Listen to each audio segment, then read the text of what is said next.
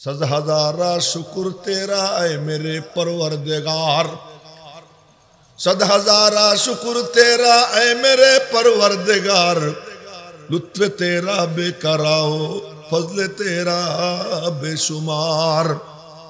তোমার নিয়ামতের শুকর আদায় করা সম্ভব না, শুধু এতটুকু অনুভব যে সবকিছু কার দান? আল্লাহর দান। এই যে আমি আপনি চোখ দিয়ে দেখি না, এই দেখাটা চোখের মধ্যে জমা থাকে, এই মুহূর্তে সাপ্লাই হচ্ছে। বিদ্যুৎ যেমন সাপ্লাই হয়, চোখের দেখাটাও সাপ্লাই হয়। সাপ্লাই বন্ধ হয়ে গেলেই সে অন্ধ। এই যে কান দিয়ে শুনি, এখনই সাপ্লাই হচ্ছে, সাপ্লাই বন্ধ সে বয়রা। এই যে জুবান দিয়ে বলি, আল্লাহর কসম এখনই সাপ্লাই হচ্ছে, যদি সাপ্লাই বন্ধ হয় বোবা। এই যে আমি হাত নাড়াই, এটা এখনই সাপ্লাই হচ্ছে, যদি সাপ্লাই বন্ধ হয়ে যায় আমি লুলা। এই যে পা দিয়ে চলি, তাৎক্ষণিক সাপ্লাই হয়, যদি বন্ধ হয়ে যায় সে ল্যাংড়া। এই যে ব্রেন দিয়ে বুঝি, এই বুঝাটা এখনই সাপ্লাই হচ্ছে, যখনই বন্ধ হয়ে যাবে ওই লোকটা পাগল। মেরে মোহতারাম ভাইও, আমি নিজে দেখছি ফেসবুকে শাইখুল হাদিস আল্লামা আজিজুল হক রহমতুল্লাহ আলাই 60 বছর বুখারী শরীফ পড়াইছে, আর তাকে তার ছেলে মাওলানা মামুনুল হক বলতেছে, আব্বা আমারে চিনতে পারতেছেন না, আমি মামুন। এলেম কত বড় এলেমের জাহাজ, নিজের ছেলেকে চেনে না, তো ত্রিং ব্রিং করবো কিসের উপর? सद हजारा शुक्र तेरा ऐ मेरे परवरदिगार, सद हजारा शुक्र तेरा ऐ मेरे परवरदिगार, लुत्फ तेरा बेकराओ फजले तेरा बेशुमार। তোমার নিয়ামতের শুকর আদায় করা সম্ভব না, শুধু এতটুকু অনুভব যে সবকিছু কার দান? আল্লাহর দান। এই অনুভূতিটা ভিতরে রাখা, এটি হলো শুকর। একটু মনের থেকে বলি যে আমার আল্লাহ আমাকে জান্নাতের বাগানে এনে বসাইছে। জোরে কন্যা সুবহানাল্লাহ। জান্নাতের বাগান কি এই হুজুর কইছে? জান্নাতের বাগান কি এই মাহমুদ বলতেছে? আমার নবীজি বলছে। এবং নবীজির জুবান কেমন? নিজের জুবানটা ধরছেন, ধইরা দেখাইলেন সাহাবীদেরকে, দেখো। দেখাইয়া বললেন, ভালো করে শোনো, লা ইয়াখরুজু মিন লিসানি মুহাম্মদ ইল্লাল হক। মালিকের সঙ্গে চুক্তি হয়ে গেছে, এই জিহ্বা দিয়ে কেবল সত্যটাই বের হবে। জোরে বলেন না সুবহানাল্লাহ। মাঝে মাঝে জোরেও দরকার না, কি জোরেও দরকার, আওয়াজও দরকার। নবীজি এক রাত্রে পরিদর্শনে বের হয়েছে। কিসের পরিদর্শনে? যে কে কেমন পাকশাক করে তাই দেখতে। গভীর রাত্রে পরিদর্শনে বের হয়েছেন যে কে তাহাজ্জুদের নামাজ কেমনে পড়ে। সবাই মনোযোগ আছে তো? কে তাহাজ্জুদের নামাজ কেমনে পড়ে? তো প্রথমে গেছেন বড় হুজুরে দেখতে। বড় হুজুর চিনছেন নি? আবু বকর সিদ্দিক। আবু বকর সিদ্দিক রাদিয়াল্লাহু তাআলা আনহু হলেন আকসে নবী, নবীজির ছায়া। আয়নার সামনে দাঁড়াইলে যেমন আমি আমারে দেখব, আপনি আপনারে দেখবেন। আবু বকরের সামনে দাঁড়াইলে আবু বকরের মধ্যে নবীজি নিজেকে দেখতে পাইতেন। জোরে কন্যা সুবহানাল্লাহ। এমনিতে সমস্ত সাহাবীর সব কারামত নবীজির মুজিজা। আবু বকরের আরহাম হওয়া, সবচেয়ে দয়ালু হওয়া, ওমরের সবচেয়ে বড় কি হওয়া, আল্লাহর দ্বীনের ব্যাপারে মজবুত হওয়া, এ নবীজির মুজিজা। উসমান রাদিয়াল্লাহু তাআলা আনহুর দান সদকা, এটা নবীজির। হযরত আলী রাদিয়াল্লাহু তাআলা আনহুর সুজাত, এটা নবীজির থেকে।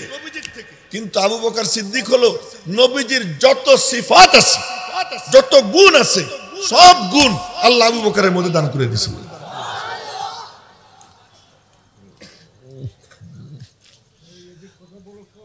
আবু বকর সিদ্দিক কেমন? আল্লাহ। আবু বকর সিদ্দিক হলেন নবীজির কলবে ওহী নাজিল হইতো, ঠিক যে পরিমাণ নাজিল হইতো ওই পরিমাণ আবু বকরের কলবে জমা হয়ে যেত। এজন্য তলেবে ইলমরা মনে রাখবে শব্দ সহ আর সাধারণ ভাইয়েরা শব্দ মনে রাখতে না পারেন, অর্থ মনে রেখেন। নবীজির কলবকে বলা হয় মাহবাতে ওহী, ওহী নাজিল হওয়ার জায়গা। আর আবু বকর সিদ্দিকের কলবকে বলা হয় মাজমায়ে ওহী, ওহী জমা হওয়ার জায়গা। নাজিল হয় নবীজির কলবে, আর জমা হয় কার কলবে? আবু বকরের কলবে। আবু বকর সিদ্দিকই প্রথম দেখতে গেছেন, দেখি আবু বকর কেমনে তাহাজ্জুদ পড়ে। আবু বকর সিদ্দিকের কাছে গেছেন, দেখেন যে আস্তে আস্তে পড়তেছে, অনেক কান লাগাইয়া কষ্ট করে শুনতে হয়, খুব কষ্ট করে শুনতে। তো ভাবলেন যে তো দেখি ওমর কেমন পড়ে। দুইজন তো নবীজির শ্বশুর। ওই যে মাথা নিচের দিকে রয়েছে মুরব্বীর, মোবাইল দেখতেছে মনে হয়, নাকি ঘুমাইতেছে আল্লাহ জানে, চোখে দিকে দেন। হ্যাঁ, এটা জরুরি দরকার। ওমর রাদিয়াল্লাহু তাআলাকে দেখতে গেছে। তো ওমর রাদিয়াল্লাহু তাআলা ওই রাস্তার ওখানে, আর নবীজি এখানে। এত দূর থেকে কথার কথা, এত দূর থেকে শুনতেছেন জোরে জোরে আওয়াজ, নহলে গম গম করে সবকিছু কি কাঁপতেছে ওমরের আওয়াজে। তো নবীজি চলে আসছেন। ফজরের নামাজ তো দুইজন একদম সামনের কাতারে, নবীজি বরাবর পিছনে দাঁড়ায়। এমনি এমনি ওনরা উপরে উঠছেন নামাজে প্রথম কাতারে। নবীজি সালাম ফিরে ঘুরেই দেখতেন, এই যে আবু বকর, এই যে ওমর। সুবহানাল্লাহ, কইতো গবেষণা করে, বলবে কি বলবে না, এটা কোনো গবেষণার জিনিস? বলে ফেলেন জোরে সোরে সুবহানাল্লাহ। আচ্ছা, এই যে আবু বকর, এই যে ওমর, দেখে বলতে কথা কিন্তু একটাও বানাই নিয়ে আসিনি, এখানে বসার পরে যা মাথায় আসতেছে তাই বলতেছি। দুইজন সামনের কাতার, পাশাপাশি। এই যে কাছাকাছি থাকে, মালিক বলে আচ্ছা তোরা দুইজন তো সঙ্গ ছাড়িসই না, সবসময় কাছাকাছি থাকিস, যা আমার ফয়সালা হয়ে গেছে, তোদেরকে আমি জুদা করবো না। এজন্য একদিন নবীজি হঠাৎ করে মিম্বর থেকে উঠলেন, উইটা খপ করে আবু বকরের ধরলেন ডান হাত দিয়া, ওমরকে ধরলেন বাম হাত দিয়া, ধইরা তিনজন পাশাপাশি দাঁড়াইয়া বললেন, আমাদের তিনজনকে কেমন দেখা যায় রে? আমাদের তিনজনকে কেমন দেখা যায়? সাহাবীরা বলেন, ইয়া রাসূলুল্লাহ কেমনে বলি? নবীজি তো কেমন? আয়েশা সিদ্দিকা বলতেন, লানা শামসু ওয়ালিল্লাহ ফাতি শামসু, লানা শামসু ওয়ালিল্লাহ ফাতি শামসু, ওয়া শামসি আফযালু মিন শামসিস সামাই, ফাইন্নাশ শামসা তাতলুউ বাদাল ফাজরি ওয়া শামসি তাতলুউ বাদাল ইশাই। সূর্য ওঠে ডুবে, সূর্য ওঠে ডুবে। আয়েশা সিদ্দিকা বলেন, আসমানের একটা সূর্য আছে, আমার একটা সূর্য আছে।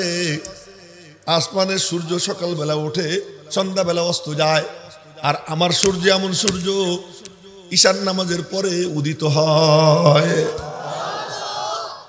ফাইন্নাশ শামসা তাতলুউ বাদাল ফাজরি ওয়া শামসি তাতলুউ বাদাল ইশাই। কোথাও যাইতেন এরকম খালি মুখটা ঢুকছে, চেহারা দিচ্ছেন, তো মনে হইতো যেন কয়েক লক্ষ পাওয়ারের বাতি জ্বলে উঠছে পুরো এলাকা। তোরাও তো মরা মরা দেখতেছি পোলাপান, জোরে কনা সুবহানাল্লাহ। পিচ্চিরা বুড়ারা না হয় একটু শক্তি কম, কিন্তু যুবক আর পিচ্চি যারা, তোদের তো শক্তি আছে, তোরা একটু জোরে সোরে ক সুবহানাল্লাহ। আচ্ছা, এইটাই তো বলতেছি।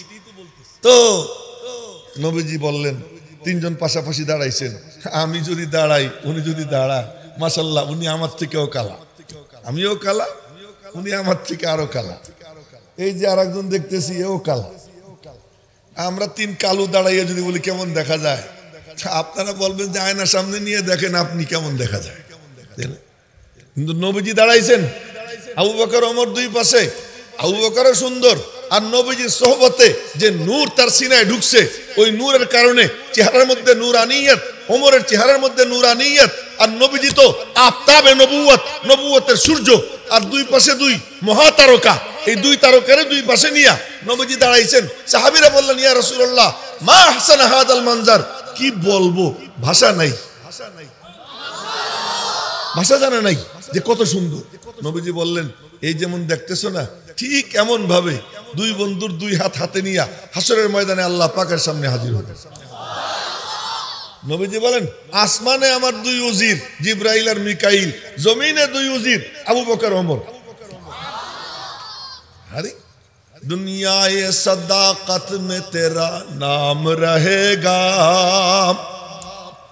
दुनियाए सदाकत में तेरा नाम रहेगा, सिद्दीक तेरे इस नाम से इस्लाम रहेगा, दुनियाए अदालत में तेरा नाम रहेगा, फारूक तेरे इस नाम से इस्लाम रहेगा। ये अजीब দুইজনকে দুই পাশে নিয়ে দাঁড়াইয়া বললেন আমরা তিনজন ঠিক এমন ভাবে হাসরের ময়দানে আল্লাহ পাকের সামনে হাজির হব।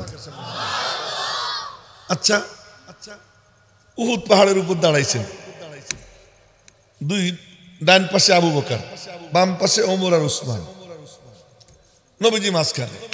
উহুদ পাহাড় 8.5 মাইল লম্বা। এই পাহাড় এরকম ঝুলতেছে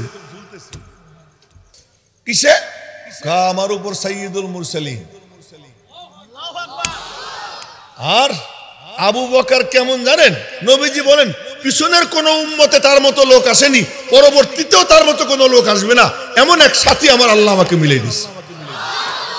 আবু বকর সিদ্দিক, আবু বকর এমন ব্যক্তি। আবু বকর ডান পাশে, ওমর বাম পাশে। ওমরও কেমন, আল্লাহু আকবার বলেন না, আল্লাহু আকবার। ওমরও কেমন, যখন 22 বছর বয়স তখন গেছিলেন সিরিয়া, বাইতুল মুকাদ্দাসের ওখানে, ব্যবসা বাণিজ্য ওখানেই হইতো। তো ওই ব্যবসা করতে গিয়া ওখানে একটু কথাবার্তা হয়েছে, খ্রিস্টান একজনে মারছেন এক ঘুষি। তো ঘুষি মারছে, ঘোড়ার ডিম মরে গেছে। আচ্ছা বলেন তো ঘুষিতে মানুষ মরে? তো এটা মরে গেছে। মুসা আলাইহিস সালাম একজন দিয়েছেন খুসা, ফাওয়াকাযাহু মুসা। ওয়াকাযা মানে আঙ্গুল দিয়ে খুসা দেওয়া। হাবেশা পরে তো আয়াত জানেন, ফাওয়াকাযাহু মুসা ফাকাদা আলাই। দিছেন, মারছেন খুসা, ঘোড়ার ডিম গেছে মইরা।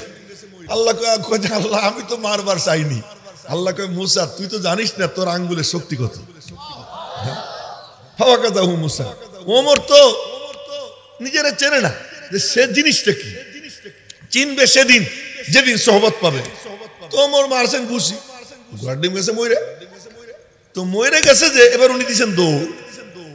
শুনেন, দৌড় দিছে, দৌড় দিছে, ওরাও পিছে পিছে দৌড় দিছে। কিন্তু এরা বিয়ান পেটা শরীর, এর সাথে এই নাদুস নুদুস এইগুলা কেমনে পারে? এই সাদা কুত্তার দল পিছে পিছে দৌড় দিছে, ওনারা আর ধরতে পারে না। এক পাদ্রী সে গেটে দাঁড়াইয়া দেখতেছে যে একজনের ধাওয়া দিছে। তো ওই পাদ্রী দরওয়াজা খুলে ঢুক, ভিতরে ঢুকেছে। ভিতরে ঢুকাইয়া এরপরে দরজার সামনে দাঁড়াই রয়েছে। ওরা দৌড়ে আসছে যে একটা যুবক এখান দিয়ে দৌড়ে গেছে না, দেখছেন? আমি তার কি জানি, তোরা যা। তা পাদ্রির সাথে আর কিছু না করে ওরা চলে গেছে। উনি ভিতরে ঢুইকা ওমরে দেখতেছে এমন করে ধরে, এই দিক দেখে এই দিক দেখে, কপাল দেখে। ওমর বলতেছেন কি কি দেখেন? দাঁড়া কি দেখি পরে বলতেছি। এরপরে গিয়ে বাক্স খুলছে, সিন্দুক খুলে একটা কাগজ বের করছে মোটা। এর মধ্যে উপরে একটা ছবি, ছবি আঁকা, নকশা আঁকা। এর চিনিস নি, ইনি কে? কে? তো আব্দুল্লাহর পুত্র মুহাম্মদ সাল্লাল্লাহু আলাইহি সাল্লাম। বলেন না সবাই সাল্লাল্লাহু আলাইহি সাল্লাম। এ তো নিজের নবী দাবি করে যে উনি। এরপরে অপর পৃষ্ঠা, সে অপর পৃষ্ঠায় এক পাশে হাত রেখে বলে ইনি কে চিনিস নি? কে? তো আবু বকর, ওনার 1 নম্বর সাথী। এরপরে হাত উঠে কয় কি এই ছবিটা রেছেন উনি? কে? তো আমার। সুবহানাল্লাহ, কই তো কত গবেষণা করে দেখছেন মরা মানুষ সব। এখন কয় যে তুমি তার 2 নম্বর সাথী। ওই পাদ্রী বলতেছে তুমি তার 2 নম্বর সাথী। আপনি এটা পাইলেন কই? দানিয়েল আলাইহিস সালামের কাছে এটা ছিল, ওনার পরে যে আরেকজন পাইছে, পাইতে পাইতে এখন এটা আমার কাছে এসে জমা হয়ে আসছে। অনেক আগের থেকেই নবীজির সাথী নির্বাচন করা কে? ওমর। সে ওমর বাম পাশে, ডান পাশে হলো আবু বকর, ওদিকে আর একজন উসমান। উসমান নবীজি বসে আছেন, কি যে গল্প শুরু হয়ে গেল আল্লাহ জানে। নবীজি বসে আছেন, নবীজির হাঁটুর উপরে রানের কাছাকাছি একটা ফোড়া, ওইটা ট্রিটমেন্ট করতেছেন, মলম টলম লাগাইতেছেন। আবু বকর ঢুকছেন, সালাম দিয়ে অনুমতি চাইছেন, নবীজি বললেন আসেন।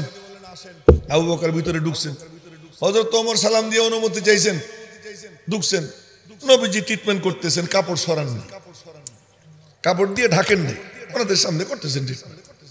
ওই যে একজনের মাথা নিচের দিকে, মাথা নিচে থাকবে না, চোখ এই দিকে রাখতে হবে, এটা খুব জরুরি জিনিস। এখন বসো বাবা, বসে পড়ো, বসে। এর মধ্যে হযরত উসমান আসছে, আসসালামু আলাইকা ইয়া রাসূলুল্লাহ, আদখুল। সালাম আপনার উপরে, হে আল্লাহর রাসূল, আসতে পারি? নবীজি তাড়াতাড়ি কাপড় চোপড় টাইনা ঢাইকা ঢুইকা প্রস্তুত হয়ে গেছে, আসো উসমান আসো। উসমান ঢুকছে, উসমান ঢুকার পরে কথাবার্তা বইলা উসমান বের হয়ে গেছে। আবু বকর সিদ্দিক আর ওমর দুজন বলতেছেন, আমি আসলাম কোনো পাত্তা দিলেন না, উনি আসলো কোনো পাত্তা দিলেন না, আর উসমান আসতেছে খালি আওয়াজ পাই এই কাপড় চোপড় দিয়া ঢাকলেন নিজেরে, ব্যাপার কি? নবীজি বললেন, আলা আস্তাহি মান তাস্তাহি মিনহুল মালাইকা, আরে আমি তারে লজ্জা পাবো না যারে দেখলে ফেরেশতারা লজ্জা পায়? ফেরেশতারা লজ্জা পায়। সবাই বলে উসমান জিন নুরাইন কেন? নবীজি 2 কন্যা পাইছেন। হ্যাঁ, এটাও একটা কারণ। আসলে উসমান জিন নুরাইনের কারণ কি আজকে শুনেন। উসমান জিন নুরাইনের কারণ হলো এই যে সমস্ত মুমিনদের চেহারা উজ্জ্বল, মাথা উজ্জ্বল, হাত উজ্জ্বল, পা উজ্জ্বল, এই অবস্থা উঠবে কিয়ামতের দিন যারা নামাজ পড়ে। কিন্তু উসমান কিয়ামতের দিন উঠবেন, মাথার থেকে পা পর্যন্ত পুরো বডি তার নূর ঝলমল করতে থাকবে। কেন? উনি বলেন যে আল্লাহ আমারে সামর্থ্য দিছে, আমারে তো অনেক টাকা পয়সা দিছে, আমি প্রত্যেক নামাজ পারতপক্ষে সব নামাজের আগে উনি গোসল করতেন, গোসল করে নামাজ পড়তেন হযরত উসমান গনি। এই জন্য সবার নূর থাকবে সীমিত কয়েক জায়গায়, আর উসমানের নূর থাকবে পুরো বডিতে। এই 3 জনে নিয়া নবীজি দাঁড়াইছেন, উহুদ পাহাড় জমতে আরম্ভ করছে। 8.5 মাইল লম্বা পাহাড়, চওড়াও কত, গভীরও কত, জ্বলতে আরম্ভ করছে, জ্বলতে আরম্ভ করছে। বাস নবীজি বললেন, কি রে তুই কি শুরু করলি, আমরা যদি পড়ে যাই? গুতা মারলেন, উসকুন উহুদ, উহুদ তুই শান্ত হ, ফাইন্নামা আলাইকা নাবিয়্যুন, এটা বুখারী শরীফের হাদিস শুনাইতেছি। ফাইন্নামা আলাইকা নাবিয়্যুন আও সিদ্দীকুন আও শহীদান, তোর উপরে আমি নবী, আমার ডান পাশে সিদ্দিক, বাম পাশে 2 জন শহীদ। আচ্ছা, ওমর মনে মনে বলে, হ্যাঁ কাম হয়ে গেছে, মরবো না, আমারে মারবে। উসমানও মনে মনে বলেন, মরবো না, আমারে মারবে। নবীজি বলে ফেলছেন শহীদ, শহীদ হওয়া লাগবে, এছাড়া কোনো উপায় নেই। নবীজির জবান দিয়ে বের হয়ে গেছে। তো বলতেছিলাম আবু বকর ওমর এই 2 জন রে, এরপরে আল্লাহ কয় কি একসাথে তোদের 2 জন রে আলাদা করবই না, আলাদা করবই না। তো ইন্তেকাল হয়েছে আবু বকরের, নবীজির পাশে আল্লাহ শোয়াইছে। 2 সাথীকে পাশে নিয়ে হায় শুয়ে আছেন নিঝুম নিরালায়, এই 2 সাথী।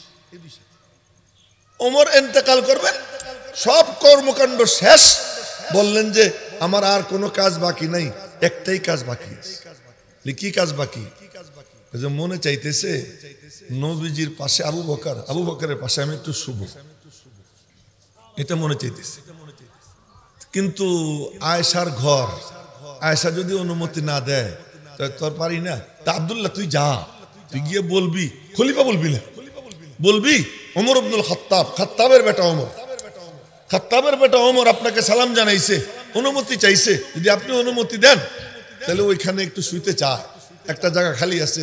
আর ঈসা আলাইহিস সালামের জন্য এক জায়গা খালি আছে না, ঈসা আলাইহিস সালামের জন্য এক জায়গা খালি আছে, ইমাম মাহদির জন্য একটা জায়গা আছে, ওই জায়গা তো আর পাবে না, বলে ওই একটা জায়গা আছে, একটা কবর, ওই একটা কবর আয়েশা যদি অনুমতি দেয় ওখানে একটু শুভ।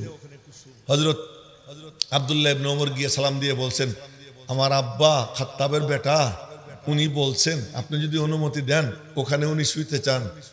হযরত আয়েশা সিদ্দিকা বললেন, মনে খুব শখ ছিল রে, নবীজি আব্বু তাদের পাশে শুভ, কিন্তু আজ ওমরকে আমি প্রাধান্য দিয়ে দিলাম, যা ওমরকে আমি জায়গা ছেড়ে দিলাম।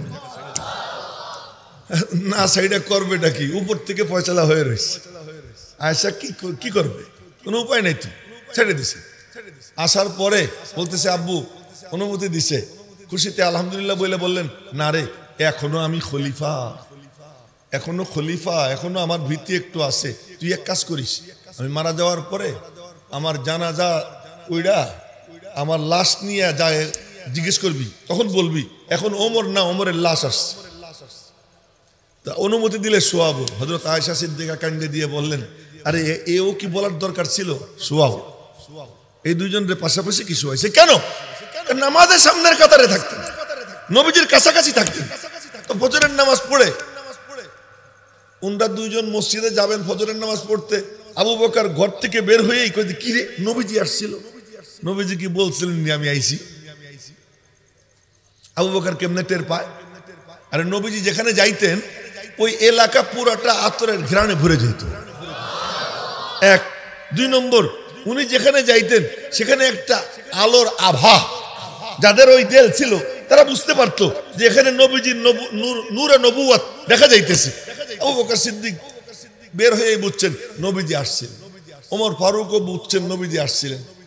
সালাম ফিরাইয়া তাসবিহ তাহলিল শেষ কইরা একান্তে দুইজনের ডাইকে জিজ্ঞেস করলেন, আবু বকর এত আসতে পড়ো কেন? যারে শোনাবার চাই উনি তো মনে মনে কইলেও শুনি, জোরে পড়ার দরকারটা কি? ওমরে জিজ্ঞেস করলেন, ওমর তুমি এত জোরে পড়ো কেন? কয় যে কত মানুষ ঘুমাই রয়েছে, ওদেরকে জাগাবে কে? দৃষ্টিভঙ্গি দেখে, যারা ঘুমাই রয়েছে ওদেরকে জাগাই, আর এই যে শয়তান গুলো যে আছে এগুলো ভাগাবে কে?